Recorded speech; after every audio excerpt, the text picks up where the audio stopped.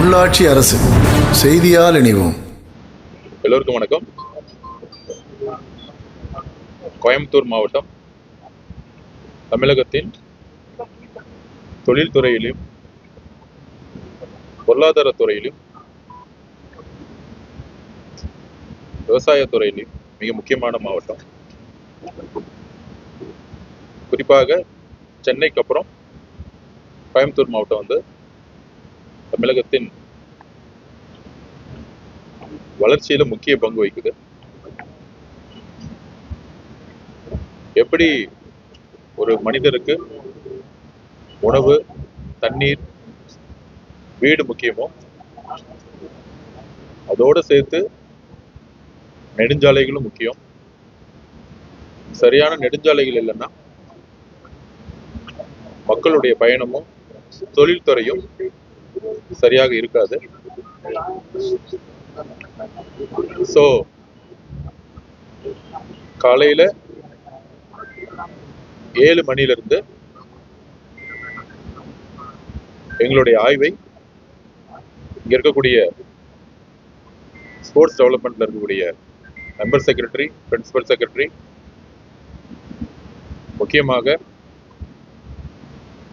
Coimbatore collector அவர்கள், commissioner அவர்கள், நெடுஞ்சாலைத்துறையுடைய principal secretary, பொதுப்பணித்துறையுடைய principal secretary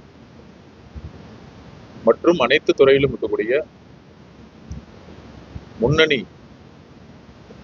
அரசு அலுவலர்கள், நிர்வாகிகள் எல்லோரும் பங்கேற்றோம். அதுல முதல் ஆய்வு ஸ்போர்ட்ஸ் டிபார்ட்மெண்ட். தமிழகம் முழுவதும் மாண்புமிகு முதலமைச்சருடைய வழிகாட்டுதல் பேரில்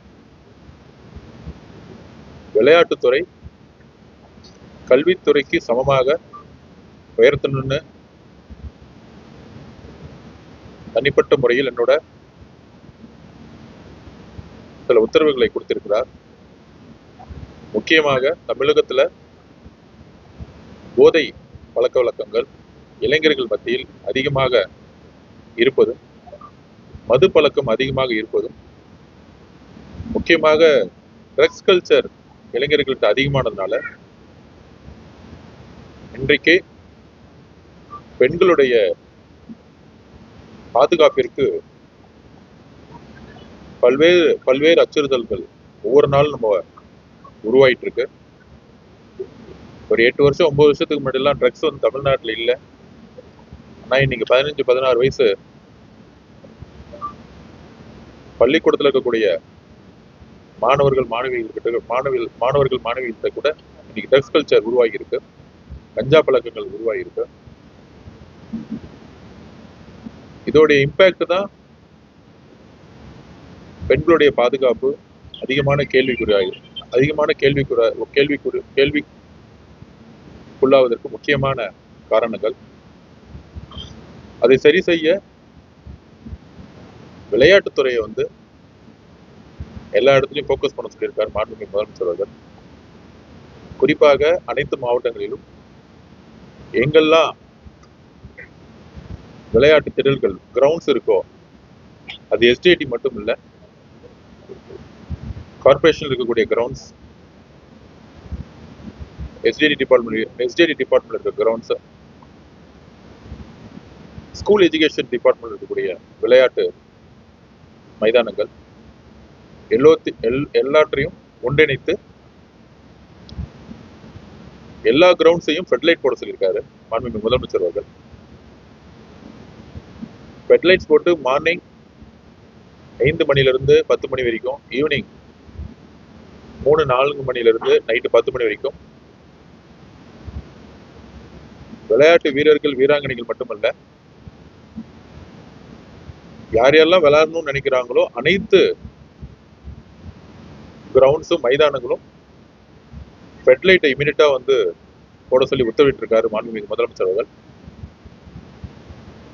தமிழ்நாட்டில் இருக்கக்கூடிய எஸ்டிஐடியில் வந்து நிறைய கிரவுண்ட்ஸ் இல்லை, ஆனால் ஸ்கூல் எஜுகேஷன் டிபார்ட்மெண்ட்லையும் கார்பரேஷன் நிறைய கிரவுண்ட்ஸ் இருக்கு. 3 துறைகளும் சேர்ந்து இமீடியட்டா எங்கெல்லாம் விளையாடலாம் அப்படிங்கிறத ஒரு வெப்சைட்ல பொதுமக்கள் பார்வைக்கு உருவாக்க சொல்லியிருக்கார் மாண்புமிகு முதலமைச்சர் அவர்கள். அதோடு தனியார் கல்வி நிறுவனங்கள், ஸ்கூல் அண்ட் காலேஜஸ் அந்தந்த ஓனர்கிட்ட பேசிட்டு யார் யாரெல்லாம் வந்து கிரவுண்ட்ஸை பயன்படுத்த முடியாமல் இருக்காங்களோ எஸ்டிடி டிபார்ட்மெண்ட்டோட டைப் பண்ணி தமிழ்நாடு முழுவதும் எந்தெந்த கேம்ல எங்கெங்க கிரவுண்ட் இருக்குன்னு, ஏன்னா இன்னைக்கு பொதுமக்களுக்கு வந்து ஒரு தன்னுடைய மகனையோ மகளையோ ஒரு அத்லெட் ஆக்கணுமோ இல்லை பாஸ்கெட்பால் பிளேயர் ஆக்கணுமோ இல்லை ஃபுட்பால் பிளேயர் ஆக்கணும்னா எங்க கிரவுண்ட் இருக்கு, எங்க கோச்சிங் பண்றாங்க அப்படின்னு தெரிய மாட்டேங்குது.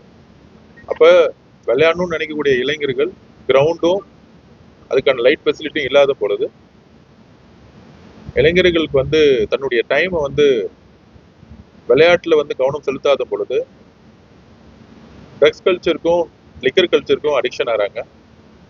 அதனால வந்து விளையாட்டு துறையை எல்லா இடத்துலையும் எங்கெங்கெல்லாம் கிரவுண்ட்ஸ் இருக்கோ அங்கெல்லாம் வந்து மக்களுடைய பயன்பாட்டிற்கு உடனடியாக கொண்டு வரணும்னு மாண்புமிகு முதலமைச்சர் அவர்கள் உத்தரவிட்டிருக்காரு. அதனால ஒவ்வொரு மாவட்டத்திலையும் ஆய்வுகள் அந்த துறை சார்ந்தவர்கள் ஆல்ரெடி ஸ்டார்ட் பண்ணிட்டாங்க. இன்றைய காலையில வந்து பார்க்கும் பொழுது நேரு ஸ்டேடியம், கோயம்புத்தூர் இருக்கக்கூடிய நேரு ஸ்டேடியம் ஒவ்வொரு வருஷமும் ரிப்பேர் ஒர்க்ஸ்க்காக பல கோடிகள் செலவு பண்ணிட்டு இருக்கோம். ஆனால் அதோட ஸ்ட்ரக்சர் வந்து ரொம்ப வலுவிழந்து இருக்கு. அது மாண்புமிகு முதலமைச்சருடைய கவனத்தில் கொண்டு போய் அந்த ஸ்டேடியம் பக்கத்துல நிறைய இடம் வந்து வேக்கன்ஸா இருக்கு. ஒரு ஒலிம்பிக் தளத்தில் ஒரு ஒலிம்பிக் தரத்தில் எப்படி கோயம்புத்தூர் மாவட்டத்துல இன்ஃப்ராஸ்ட்ரக்சரை உருவாக்கணுங்கிறதுக்கு ஒரு ஆய்வை வந்து டிஸ்கஷன் பண்ணோம். அந்த ஆய்வை மாண்புமிகு முதலமைச்சர் அவர்களுடைய கவனத்திற்கு கொண்டு போய் கண்டிப்பாக உறுதியாக சென்னையில் எப்படி நேரு ஸ்டேடியம் உலகத்தரத்தில் இருக்கோ, உலகத்தரத்தில் அது அடுத்த ஸ்டெப்ல கொண்டு போக இன்னொரு ஆய்வை மேற்கொண்டு இருக்கோம். சென்னை, கோயம்புத்தூர், திருநெல்வேலி, திருச்சி, நாகப்பட்டினம் இந்த மாதிரி ஏரியால ஒரு உலகத்தரத்திலான ஒரு ஸ்போர்ட்ஸ் சென்டர்ஸ் அகாடமிஸை வந்து உருவாக்கணும். கிராமப்புறத்தில் இருக்கவங்க, ஏழ்மையில் இருக்கக்கூடியவர்கள் விளையாடணும்னு நினைக்கும் பொழுது அவங்களுக்கு ஒரு நல்ல இன்டர்நேஷனல் ஸ்டாண்டர்டில் கிரவுண்டை உருவாக்கணும்னு எல்லா ஆய்வுகளையும் மேற்கொண்டுட்டு இருக்கோம். கூடிய விரைவில் எங்களுடைய ஆய்வை மாண்புமிகு முதலமைச்சர்கிட்ட கொடுத்து அவருடைய ஒப்புதலுடன் மாண்புமிகு முதலமைச்சர் அவர்கள் தமிழ்நாடு புதிய ஸ்போர்ட்ஸ் பாலிசியை கூடிய விரைவில் அறிவிப்பார். அதற்கு பிறகு பொதுப்பணித்துறை மற்றும் நெடுஞ்சாலைத்துறையுடைய ஆய்வு கலெக்டர் ஆஃபீஸில் நடந்துச்சு. பொதுவாக நெடுஞ்சாலை ஹைவேஸ் டிபார்ட்மெண்ட் அப்படின்னா இது வரைக்கும் ஒரு ரோடு போறது மட்டும்தான் ஒரு வேலையா மட்டும் ஒரு ஃபோக்கஸ் பண்ணிட்டு இருந்தோம். ஸ்டேட் ஹைவேஸ் இருக்கும், நேஷனல் ஹைவேஸ் இருக்கும், அதுக்கப்புறம் கார்பரேஷன்ல இருக்க ரோட்ஸ் இருக்கு, அதுக்கப்புறம் ஊராட்சியில் இருக்கக்கூடிய நெடுஞ்சாலைகள் இருக்கு. ஆனா என்ன பிரச்சனை அப்படின்னா இந்தியாவிலேயே அதிகமான சாலை விபத்துக்கள் தமிழ்நாட்டில் நடக்குது. இதை வந்து மாண்புமிகு முதலமைச்சர் எங்களுடைய கவனத்துக்கு கொண்டு வந்து உடனடியாக ஆய்வு மேற்கொண்டு சொன்னாரு. அதுல அதிர்ச்சியா இருக்கக்கூடிய டேட்டா ஆய்வு என்னன்னா கிட்டத்தட்ட 18,000 பேர் போன்ற வருஷம் இறந்திருக்காங்க சாலை விபத்துக்களால மட்டும். மிகப்பெரிய துயர செய்தி. கொரோனா காலத்துல கூட இவ்வளவு பெரிய மக்கள் இறந்ததில்லை. ஒவ்வொரு வருடமும் 18,000 மக்கள் சாலைகள்ல தமிழக நெடுஞ்சாலைகள்ல விபத்துகளாலும் ஆக்சிடென்ட்ஸ் நடந்து இறக்குறாங்க.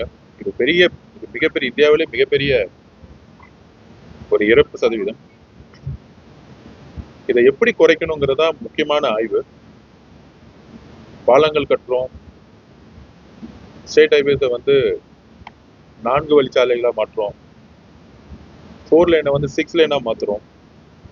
ஆனா அதுக்கான முதல் அடிப்படை காரணம் ஸ்பீட், வண்டியுடைய வேகம். குறைந்தபட்சம் எல்லாரும் 140 கிலோமீட்டர் 150 கிலோமீட்டர்ல ஸ்பீடா போறது. அப்புறம் யூ டர்ன் இடத்துல சரியான சிக்னல்ஸ் கிடையாது.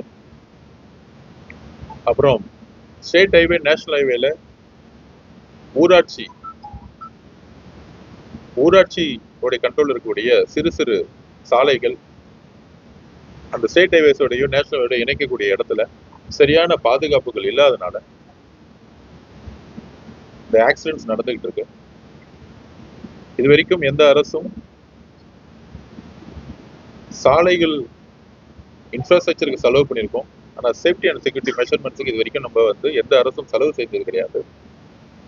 சாலைகளுக்கு எந்த அளவுக்கு செலவு செய்யறோமோ, பட்ஜெட் ஒதுக்குறோமோ, மாண்புமிகு முதலமைச்சர் அவருடைய கவனத்திற்கு கொண்டு போயிருக்கோம். அதே அளவு மக்களுடைய விபத்துகளிலிருந்து பாதுகாப்பதற்கு வரக்கூடிய பட்ஜெட்ல பாதுகாப்பிற்காக, சேஃப்டி அண்ட் செக்யூரிட்டிக்காக இந்த 18,000 ஒரு நாள் 0 ஆகணும். அதுதான் முக்கியமான கனவு தமிழக அரசுக்கு. ஒரு உயிர், ஒரு குடும்பத்திற்கான உயிர் இல்லை, அது தமிழகத்திற்கான ஒரு மிகப்பெரிய இழப்பு. ஆனா இது பொதுமக்களுடைய ஒரு அவேர்னஸ்க்காக நாங்க சொல்ல விரும்புகிறோம். 18,000 பேர் சாலைகளில் இருக்கக்கூடியது மிகப்பெரிய வழியை ஏற்படுத்தியிருக்கு எங்களுக்கு. இது சரி செய்யணும்னா அரசு நாங்க எல்லா நடவடிக்கைகளும் உறுதியாக எடுக்கணும்.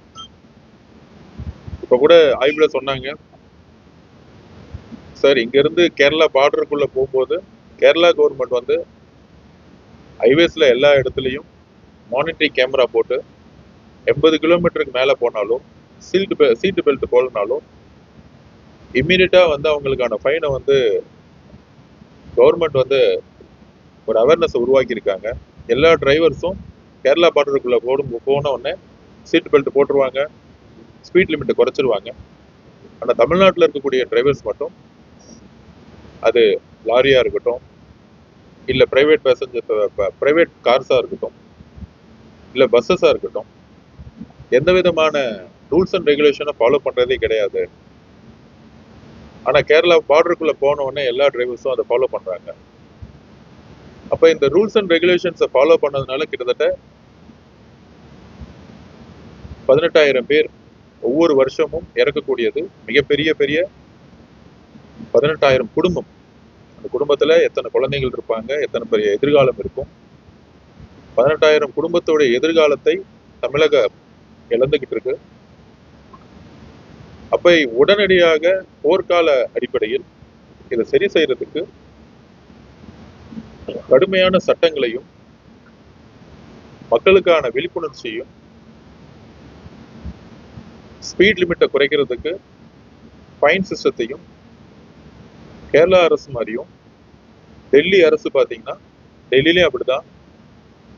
நீங்க ஏர்போர்ட் விட்டு வெளியே வந்த உடனே ஓட்டுநர்கள் 80 கிலோமீட்டருக்கு மேல ஸ்பீட்ல போக மாட்டாங்க, சிட்டிக்குள்ள 60 கிலோமீட்டருக்கு மேல போக மாட்டாங்க. அப்ப பெரும்பாலான இறப்புகள் ஸ்பீட்னால வருது. ஓட்டுநருடைய தவறு சாலையில் நடந்துட்டு இருக்க யாரும் நடக்கிறாங்களோ அவங்க மேலேயும் பாதிப்பாகுது. இப்படி எந்த தவறும் செய்யாதவங்க எல்லாம் இறக்கப்படுறாங்க. அதுக்கு நமக்கு நாமே ஒரு திட்டத்தை உருவாக்கணும். அந்த ஆய்வை மாண்பு முதலமைச்சர் மேற்கொள்ள சொல்லியிருக்காரு. கூடிய விரைவில் இந்த ஆய்வுடைய ரிப்போர்ட்டை முதலமைச்சர்கிட்ட கொடுத்துட்டு அவருடைய ஒப்புதலுடன் வரக்கூடிய பட்ஜெட் செஷன்ல இந்த சாலைகளுடைய பாதுகாப்பிற்கும் இந்த 18,000 பேர்த்துடைய இறப்பை 0வா கொண்டு வரதுக்காகவும் உறுதியாக சட்டங்களையும் நடைமுறையையும் நம்ம கொண்டு வரணும். ஏன்னா அந்த டேட்டாவை பார்க்கும் பொழுது, அதுவும் கோயம்புத்தூர் மாவட்டத்துல முக்கியமா அந்த LND ரோட்ல கிட்டத்தட்ட 600 ஆக்சிடென்ட்ஸ் நடந்திருக்கு. 200க்கு மேற்பட்டவங்க இறந்திருக்காங்க கோயம்புத்தூர்ல மட்டுமே. அதனாலதான் இன்னைக்கு உடனடியா கோயம்புத்தூர்ல LND ரோட்ல நேஷனல் சர்வீஸ் டிபார்ட்மெண்ட்ல கலந்தாய்வோட உடனடியா ப்ராஜெக்டை ஸ்டார்ட் பண்ணணும் அப் டு கேரளா பார்டர் வரைக்கும். அந்த ரோடை வந்து நேஷனல் ஹைவேஸ் மாதிரி கொண்டு வரணுங்கிறதுக்காக ஆய்வை மேற்கொண்டிருக்கோம். அதுக்கப்புறம் ஜிடி நாயுடு பாலம் முடியக்கூடிய இடத்துல டிராஃபிக் அதிகமாக கிட்டத்தட்ட ஈவினிங் 5 மணிக்கெல்லாம் பார்த்தீங்கன்னா ஒரு 4 மணி நேரத்துக்கு ஹெவி டிராஃபிக் ஆகும் சொல்லியிருக்காங்க. ஸோ அந்த 5 கிலோமீட்டருக்கு பாலத்தை வந்து புதிய பாலம் கட்டுறதுக்கான ஆய்வை வந்து மேற்கொண்டோம். அதுக்கப்புறம் இந்த சேஃப்டி செக்யூரிட்டியோடைய மெஷர்மெண்ட்ஸை இந்த கோயம்புத்தூர் மட்டும் இல்லை, சென்னை, முக்கியமாக சென்னை டு கன்னியாகுமரி இருக்கக்கூடிய நெடுஞ்சாலைகள், ஹைவேஸ் டிபார்ட்மெண்ட்டுக்குன்னு பேட்ரோல்ஸை வந்து தனியாக உருவாக்கணும். அங்கங்கே ஹாஸ்பிட்டல்ஸ் வந்து ஹைவேஸ் டிபார்ட்மெண்ட் மூலிமா எங்கெல்லாம் வந்து அதிகமான ஆக்சிடென்ட் இருக்கோ அங்கெல்லாம் வந்து ஹைவேஸ் டிபார்ட்மெண்ட்டுக்கான ஓன் ஹாஸ்பிட்டல்ஸை வந்து கட்டணும், விபத்திற்கான ஹாஸ்பிட்டல்ஸ்.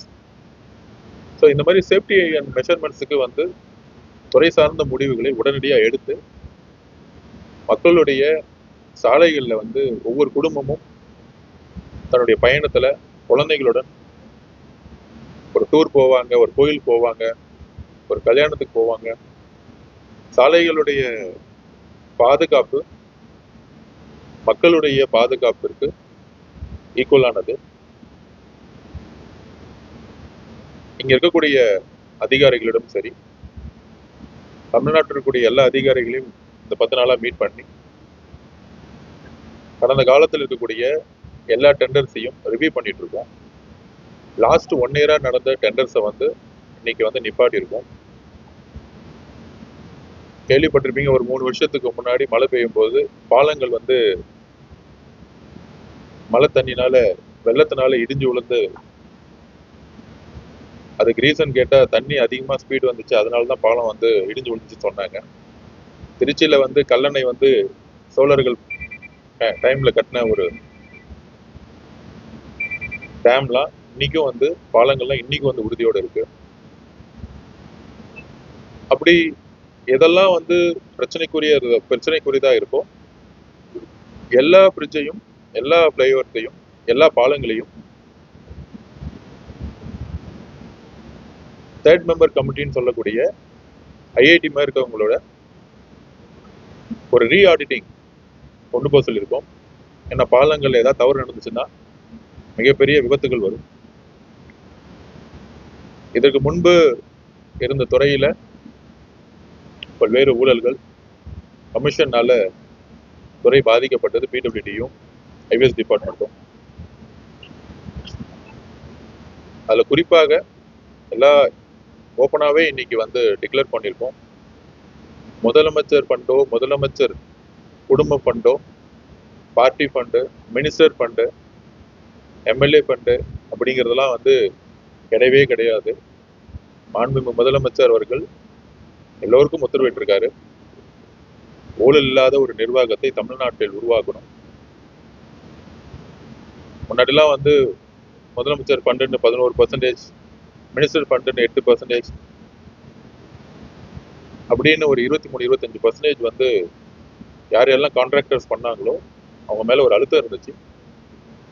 ஆனால் அந்த மாதிரி அழுத்தங்கள் இப்ப கிடையாது. எது டெண்டர்ல உண்மையான வேல்யூயோ அந்த வேல்யூவை நம்ம டெண்டர்ல விடும்போது ஒவ்வொரு துறையிலையும், முக்கியமாக நெடுஞ்சாலையிலும் பிடபிள்யூ டிபார்ட்மெண்ட்லையும் சர்ப்ளஸா ஃபண்டு வந்து துறையில இருக்கும். அந்த ஃபண்டை வச்சுட்டு இன்னைக்கு நெடுஞ்சாலை துறையில கிட்டத்தட்ட ஒரு 2000 பேருக்கு மேல வேகன்சி இருக்கு.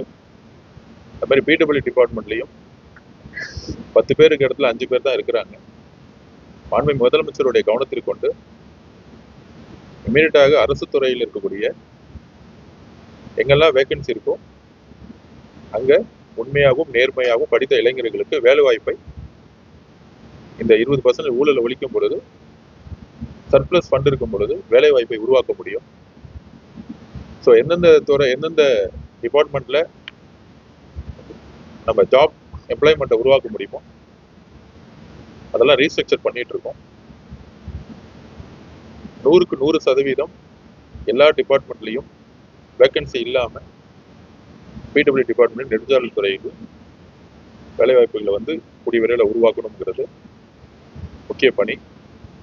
அதுக்கப்புறம் நெடுஞ்சாலைத்துறையோட ஆய்வு முடிந்து பிடபிள்யூடி பொதுப்பணித்துறையோட ஆய்வு வந்து மேற்கொண்டோம்.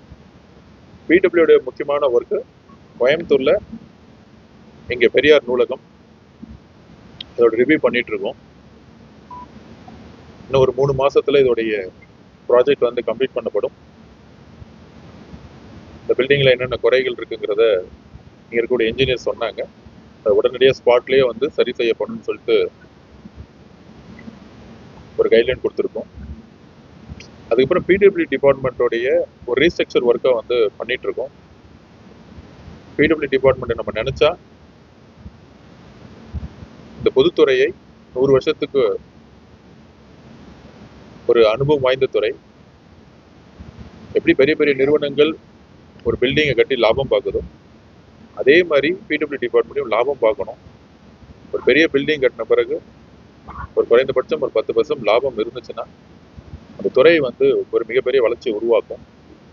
அரசு நிறுவனங்கள் சுயம் சார்ந்து இருக்கிறதுக்கு எப்படி ஒரு பிரைவேட் கம்பெனிஸ் வந்து ப்ராஃபிட் பண்ணதோ அதுமாதிரி பிடபிள்யூ டிபார்ட்மெண்ட்டை ஒரு ப்ராஃபிட்டபிள் நிறுவனமாக உருவாக்குறதுக்கு பிடபிள்யூ டிபார்ட்மெண்ட்லையும் அந்த 20% கமிஷன்கிற கலாச்சாரத்தை ஒழித்திருக்கோம். எல்லா கான்ட்ராக்டர்ஸையும் டெண்டர்ஸ் முக்கியமான நபர்களை வர வாரத்தில் கூப்பிட்டு பேச போகிறோம். வரக்கூடிய நாட்கள் இருக்கக்கூடிய டெண்டர்களும் சரி, வரக்கூடிய நாட்கள் இருக்கக்கூடிய ஒவ்வொரு ப்ராஜெக்டும் சரி, சொன்ன டைமில் வந்து கம்ப்ளீட் பண்ணணும். சொன்ன மாதிரியே குவாலிட்டியாக இருக்கணும். பிரிட்டிஷ் காலத்துலேயும் சோழர்கள் காலத்திலையும் கட்டின பில்டிங் இன்றைக்கும் ஸ்ட்ராங்காக இருக்குது. ஆனால் இன்னைக்கு கடந்த 20-30 வருஷத்துக்கு முன்னாடி கட்டின, ஏன் 10 வருஷத்துக்கு முன்னாடி கட்டின பில்டிங்ஸ்லாம் வந்து இன்னைக்கு ரீரிப்பேர் ஒர்க்குன்னு சொல்லிட்டு அதுக்கே பெரிய பெரிய ஃபண்டை வந்து அலர்ட் பண்ணிட்டு இருக்கோம். கிட்டத்தட்ட பெரிய ஃபண்டில் 40% வந்து ரீரிப்பேர் ஒர்க்லையும், ஹைவேஸ் டிபார்ட்மெண்ட்டில் பேட்ச் ஒர்க்குன்னு சொல்லிட்டு ரீரிப்பேர் ஒர்க்லையும் மட்டுமே மணி வந்து அன்வான்டாக ஸ்பெண்ட் பண்ணிட்டு இருக்கோம். அப்போ குவாலிட்டியாக நம்ம வந்து ஒரு ப்ராஜெக்டை செய்யும் பொழுது, ஊழல் இல்லாமல் ஒரு ப்ராஜெக்டை செய்யும் பொழுது குறைந்தபட்சம் 40 வருஷம் இருக்கும். அதுக்கப்புறம் முக்கியமாக ஒரு ஆய்வு, இப்போ கோயம்புத்தூர் மாதிரி சென்னை மாதிரி இருக்கக்கூடிய இடத்துல, அதுவும் சிட்டிக்குள்ள இடம் ரொம்ப கம்மியாக இருக்கு. இப்போ கூட வந்து நீதிபதிகளுக்கு வந்து ஒரு ப்ராஜெக்ட் பண்ணியிருக்கிறாங்க. ஆனால் அது வந்து 1+2 G+2ன்னு சொல்லிட்டு முடிச்சிருக்காங்க. ஆனால் அந்த லேண்டோட காசு பார்த்தீங்கன்னா கிட்டத்தட்ட ஒரு கிரவுண்டோட வேல்யூ 7-8 கோடி ரூபாய். ஸோ மாண்புமிகு முதலமைச்சருடைய கவனத்திற்கு ஆல்ரெடி கொண்டு போயிருக்கோம். அதே 10 கிரவுண்ட்ல நம்மளால G+10 ஃப்ளோர் கட்ட முடியும், G+12 ஃப்ளோர் கட்ட முடியும் as per rules and regulation படி. ஸோ பிரைவேட் நிறுவனங்கள்லாம் வந்து இடம் இல்லாத பொழுது G+10 G+12ன்னு கட்டி மக்கள்கிட்ட கொண்டு போகும் பொழுது, இன்னும் பிடபிள்யூ டிபார்ட்மெண்ட்லாம் பார்த்தீங்கன்னா G+12 G+3 மேலே வந்து பில்டிங் கட்டாமல் அதோட இடத்தோட வேல்யூ பார்த்தீங்கன்னா கிட்டத்தட்ட 70-100 கோடி ரூபா வரும். ஆனால் G+3 கட்டும் பொழுது கிட்டத்தட்ட 12 ஜட்ஜஸ் மட்டுமே பயன்படக்கூடிய அளவுக்கு இருந்துச்சு. ஆனால் தேவைகள் கிட்டத்தட்ட 100க்கு மேலே இருக்கு. திருப்பியும் வந்து நம்ம வந்து இடத்த வந்து திருப்பி பார்க்க வேண்டிய சுச்சுவேஷன் வருது. அதனால இனிமேல் ப்ராஜெக்ட் பண்ணால் மினிமம் G+15 15 ஃப்ளோராச்சும் இருக்கணும். ஏன்னா இன்னைக்கு இடத்தோட வேல்யூ வந்து ரொம்ப அதிகம், தேவைகள் ரொம்ப அதிகம்.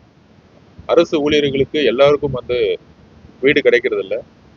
அரசு ஊழியர்களுடைய நீதிபதிகள் அவர்களுக்கும் வீடு கிடைக்கிறது இல்லை. அப்படி இருக்கும் பொழுது நம்ம ஒவ்வொரு திட்டங்களும் இன்னுமேட்டு ஒரு 2000 பேர்த்துக்கு வீடு வேணும்னா ஒரு 10 ப்ராஜெக்ட்லயும் முடிக்கிற மாதிரி இருக்கிற இடத்துல நம்ம அதிகமான ஒரு பயன்களை உருவாக்கக்கூடிய ஒரு நியூ ப்ராஜெக்ட்ஸை வந்து உருவாக்கணும். எப்படி இன்னைக்கு வந்து பெரியார் நூலகம் வந்து ஒரு பெரிய பில்டிங்கா இன்னைக்கு இருக்கும், அந்த மாதிரி கவர்மெண்ட் ப்ராஜெக்ட்ஸ் எல்லாமே குறைஞ்சபட்சம் ஒரு 10 ஃப்ளோர் 15 ஃப்ளோராச்சும் இருக்கணும். அப்படி இருந்தாதான் நம்மளுடைய தேவைகளை வந்து அடுத்த 30 வருஷத்துக்கு கம்ப்ளீட் பண்ண முடியும். ஸோ இப்போ இருக்கிறது எல்லாமே அடுத்த 5 வருஷம் 10 வருஷத்தை மட்டுமே நம்ம மனசுல வச்சு ப்ராஜெக்ட்ஸ் உருவாக்கிட்டு இருக்காங்க.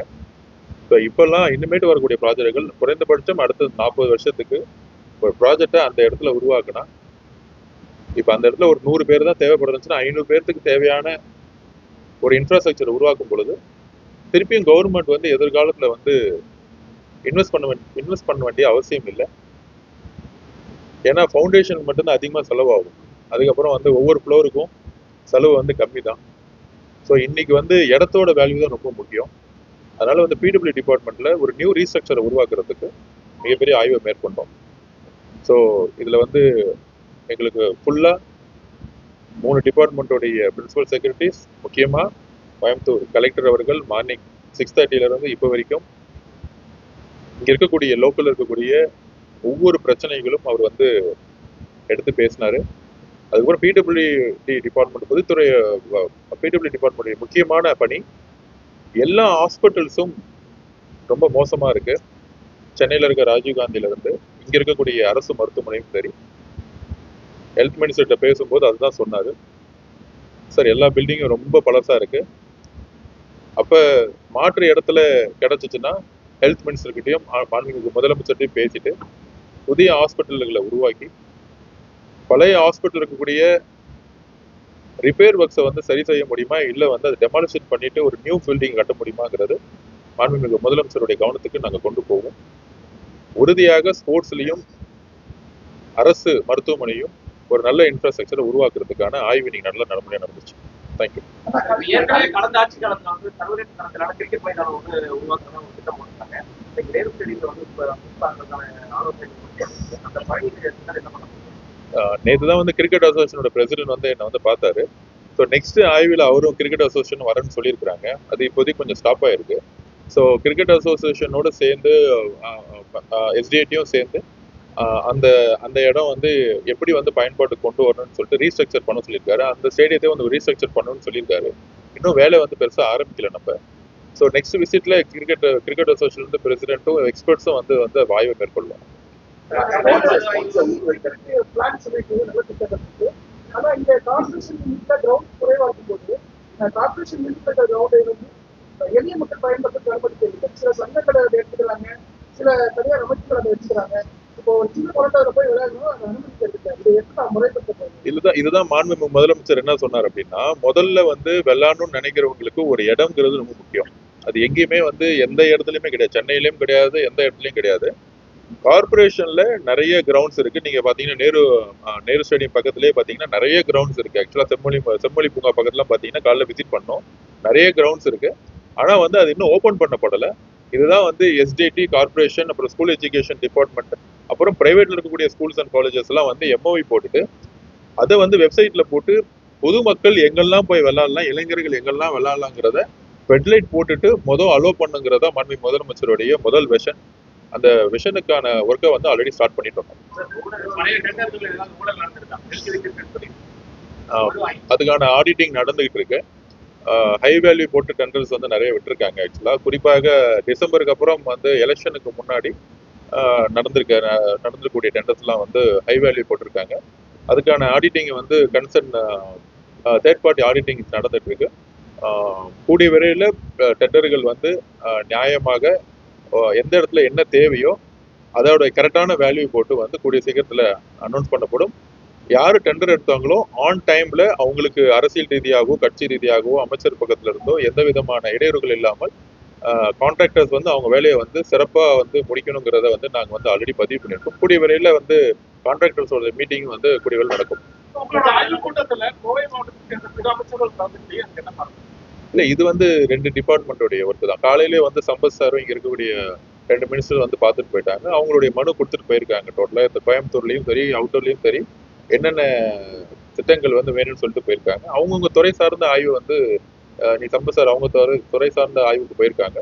இது வந்து துறை சார்ந்த ஆய்வு தான். இது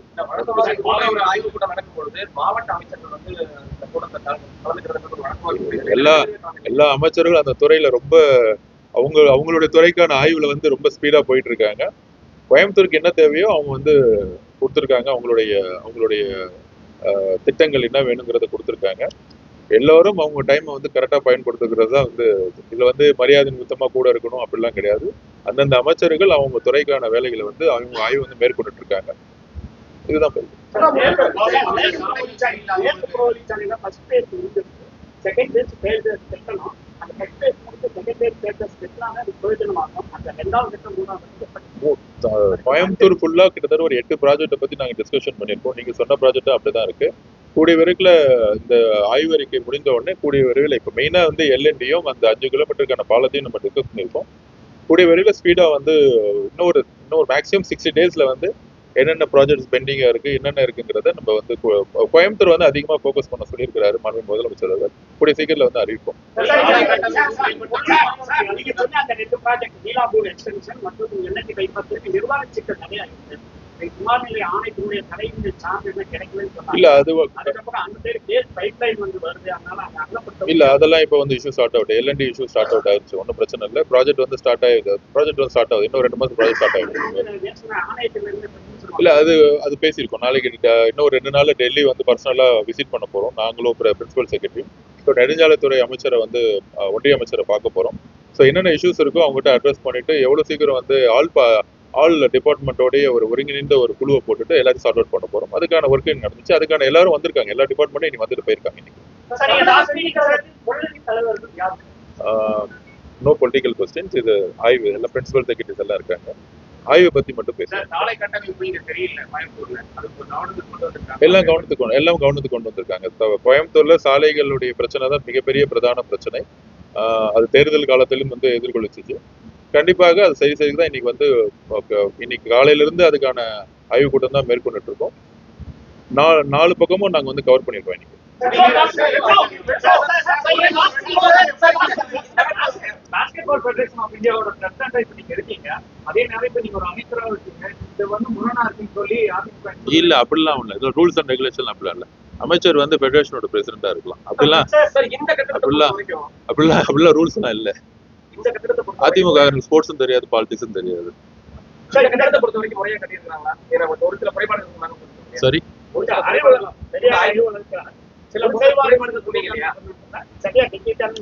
புரியல இல்ல. அதாவது எல்லாத்துக்கும் விமர்சனம் பண்றதுல அவசியம் இல்ல. இந்த ப்ராஜெக்ட் வந்து உண்மையிலே நல்ல ப்ராஜெக்ட். ஆக்சுவலா பெரியார் அவர்களுடைய கொள்கை வந்து அறிவியல் பூர்வமா வந்து மனிதர்கள் சிந்திக்கணுங்கிறதா அவருடைய தாட்டு. கீழே கிரவுண்ட் ஃப்ளோரும் சரி ஃபர்ஸ்ட் ஃப்ளோரும் சரி அறிவியல் பூர்வமாக குழந்தைகளுக்கு தேவையான விஷயங்கள் வந்து உருவாக்கியிருக்காங்க. கன்ஸ்ட்ரக்ஷன்ஸ்ல வந்து சின்ன குறைபாடுகள் இருக்கு. அதை மட்டும் சரி செஞ்சுட்டு இருக்கோம். கூடிய விரைவில் சரி செஞ்ச பிறகு அது வந்து நம்ம மக்கள் பார்வை கொண்டு வரலாம். கூடிய விரைவில் வந்து ஆய்வறிக்கை மேற்கொண்டு சொல்லுவாங்க. இப்போ அரசு முழுவீச்சில் செயல்பட கொஞ்சம் ஒரு அவகாசம் கொடுத்து மக்கள்கிட்ட கேட்டுருக்காரு. மக்கள் ஒத்துழைப்பு கொடுத்துட்டு இருக்காங்க. இப்ப தாவேக அரசு முழுவீச்சில் செயல்படுதா? இந்த முழுவீச்சில் செயல்பட இன்னும் எவ்வளவு காலம் எடுத்துக்கணும்? முழுவீச்சு செயல்படலாம் தான் சண்டே அன்னைக்கு ரிவ்யூ மீட்டிங்ல உட்காந்துட்டு இருக்கோம்.